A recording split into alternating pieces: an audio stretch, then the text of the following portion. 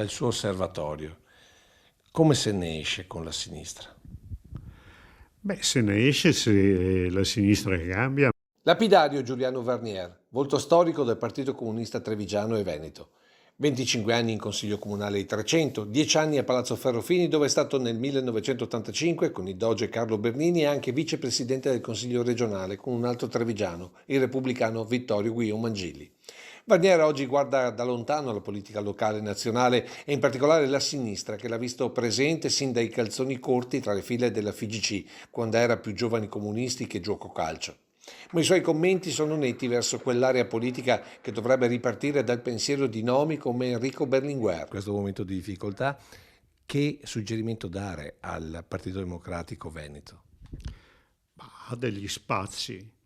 Il Partito Democratico e la sinistra in generale però devono uscire da questa confusione, dal fatto di pensare che le questioni vadano affrontate non organizzando la gente per fare delle battaglie per modificare le condizioni di vita della gente, ma se pensano di risolvere i problemi con le primarie, con chi fa il primo, con chi fa il secondo, mi pare che anche quella sia una follia.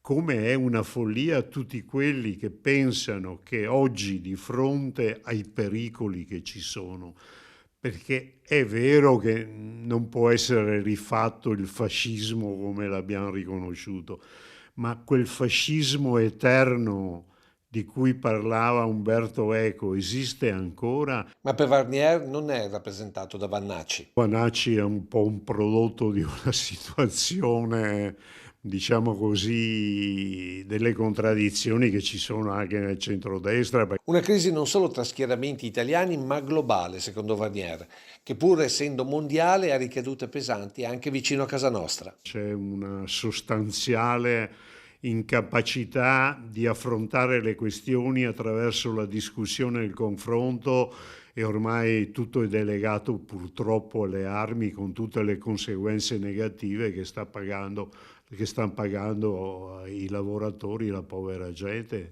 Vediamo questa questione anche qui nella nostra provincia della Electrolux, insomma,